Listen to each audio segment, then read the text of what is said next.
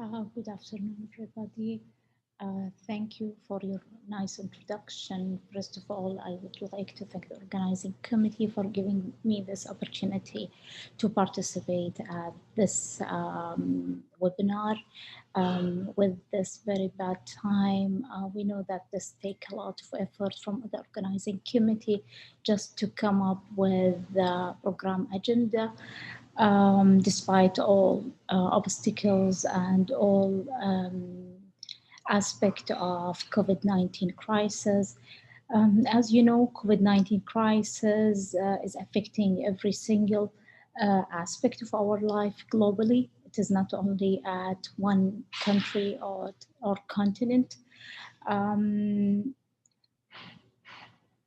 It makes actually COVID-19, it makes our daily routine more sophisticated. At this talk, I'll try to go through impact of COVID-19 on breast imaging services at Saudi Arabia, particularly at our institute, which is Imam Abdurrahman bin Faisal University, which is an academic institute. What we did during the first phase of COVID-19 crisis and the reoperation plan afterwards. So I hope that you will enjoy it. Our objective is just to start with a COVID-19 journey, then virus versus the world, and COVID-19 in Saudi Arabia. What COVID-19, what is the effect of COVID-19 on breast imaging services? So, as you know, COVID-19 journey started at December 2019 in Wuhan, China, and shortly afterward, it was invading every single country around the world and every continent. In Saudi Arabia, COVID-19 was reported. The first case was reported in March 2020 at the 2nd of March. It was at our area, which is Eastern Province, particularly Qatif City, from one of our people who was just coming back from Iran.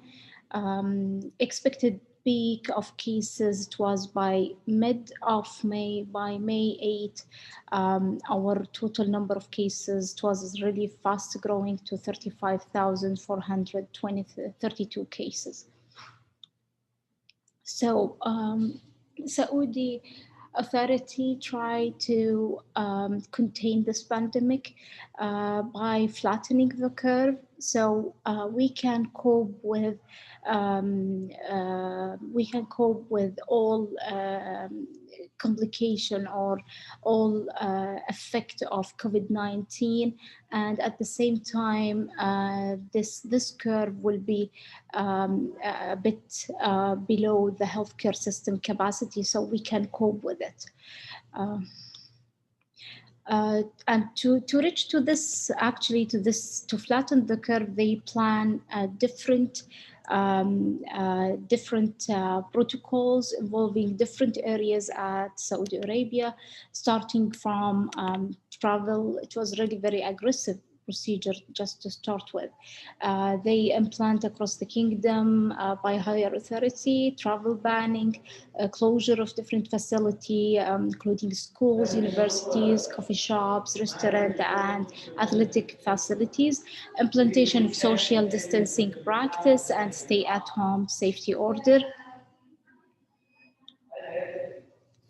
So also most retired doctors, just to cope with the shortage in healthcare staff, or most of our retired doctors and nurses have been recruited to come back for clinical practice, just to cope with COVID-19 response. This was led by Ministry of Health, Command and Control Center, and Wiqaya, which is Saudi Center of Disease Prevention and Control. This is from the start, March, 2nd of March to the 4th of July. As you can see, there is a growth of number of cases it was really, anyhow, it was not a very spiked curve. It was a bit of a short progression in numbers. So till 4th of July, there was a good containment of this disease. Afterward, they tried just to stop to train people just to adapt with these changes and to go back for their normal routine life with keeping in mind the importance of COVID-19 guidelines and social distancing practice and the other things related to COVID-19. So we come back with COVID-19 coronavirus disease guideline by Wiqaya, which is Saudi CDC, and the Ministry of Health, Ministry of Information. They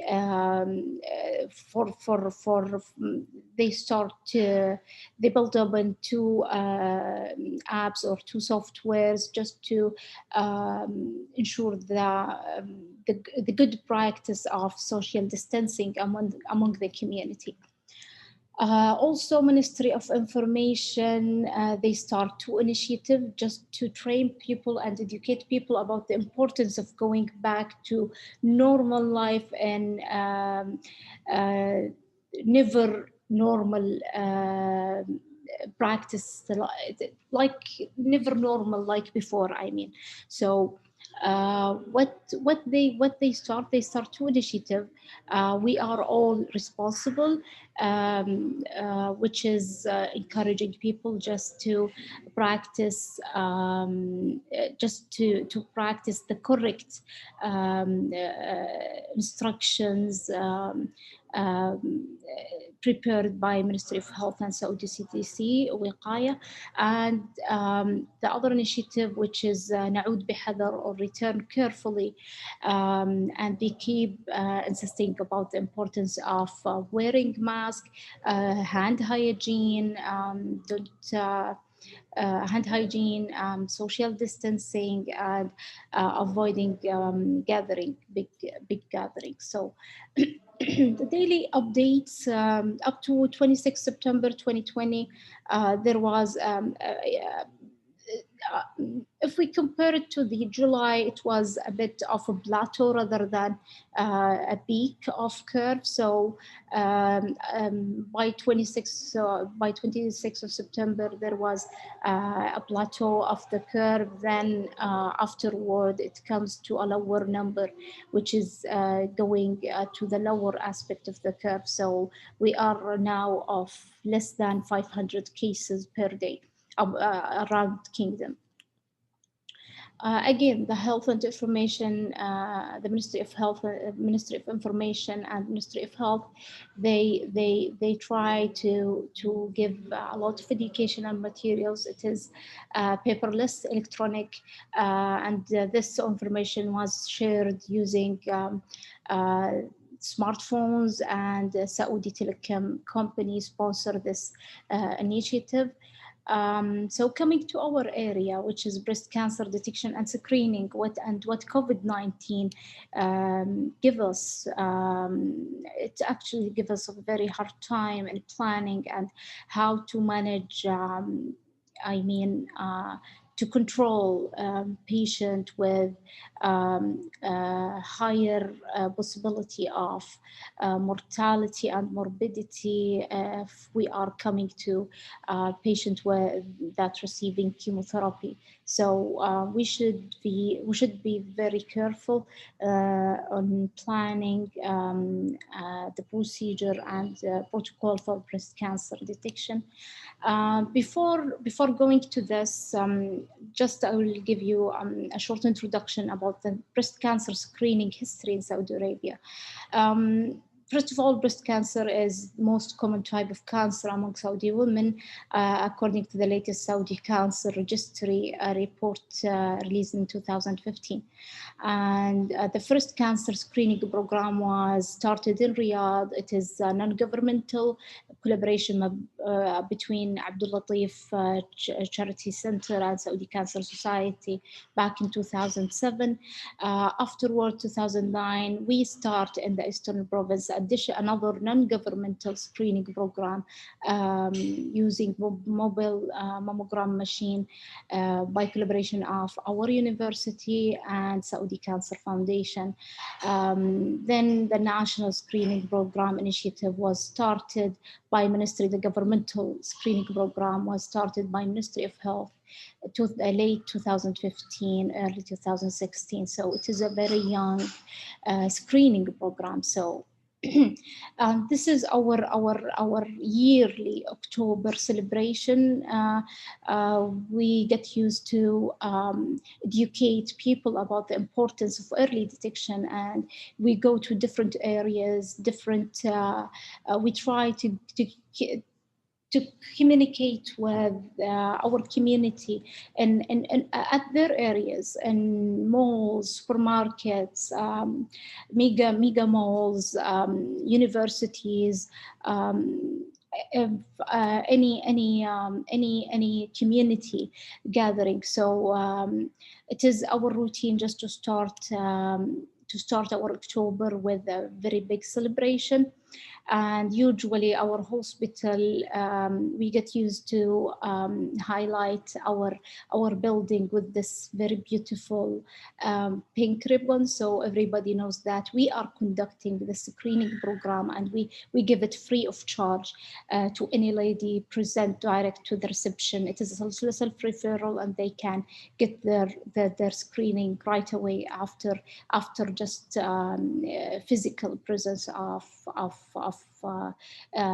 our clients. So since the start of our screening program back in 2009, our university hospital, we commit ourselves to continue operation despite all obstacles. But with COVID-19 crisis, most of the breast imaging practices at our area scaled down or went into a temporary shutdown. So especially during March and April, it was like only highly suspicious, clinically highly suspicious lesion or highly suspicious patient were coming to our appointment. So especially that we were in complete lockdown that time, so it is even very difficult to patient to come and getting their appointments. So afterward, we try to go for a specific protocol, because we have so many patients having appointments and they didn't show for their appointments. So we have a backlog, and we have a listed patient for upcoming months. So and we need to concentrate on many goals in our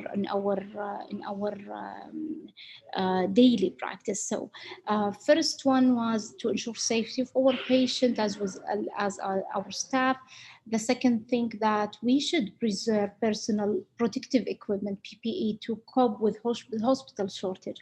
I think this is not our issue only. In all hospitals worldwide, they face this shortage regarding PPE. So as a result, we need to prioritize our cases accordingly. So we come out with a general recommendation to ensure patient safety and our staff safety, which is social distancing practice and the procedure. We try to give to keep time between imaging appointment to enhance room and equipment cleaning. It is about 10 to 15-minute interval in mammography and breast ultrasound and MRI, and 15-minute interval between intervention and procedure. Extension, we tried extension during July and August, and it was very smooth and excellent. And we did, I think, an excellent job Extension of operation hours, including evening, we were working from 8 to 9, 8 morning to 9 p.m. So this allow adequate spacing between our patients. So it went very smooth during July and August. All breast imaging study should be delayed for known or suspected COVID-19 patients. There is no urgency to do those cases during the crisis. So, and we try, instead of physical scheduling, we try to do phone call scheduling to limit patient exposures. And we try during phone call just to screen patients for fever and symptom of COVID-19, in addition to screening upon entry to the hospital, masking all patients as well as all hospital employee.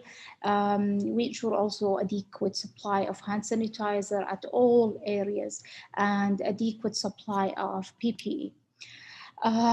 We want to do our consultation remotely through smart call or video call, even multidisciplinary meeting. We run it virtually through Zoom and Microsoft Teams.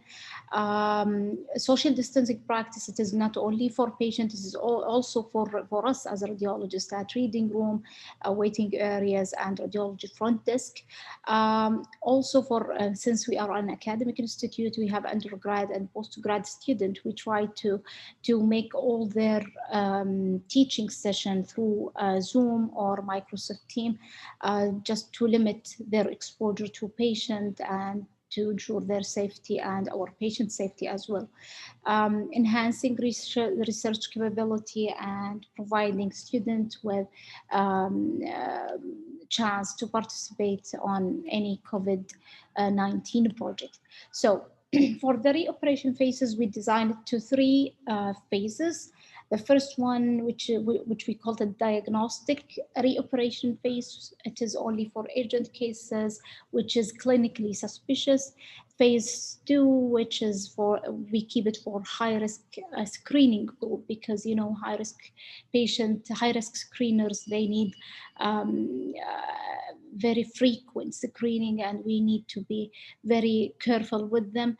Phase 3, which is the routine screening, so the screening reoperation phase for non-urgent case.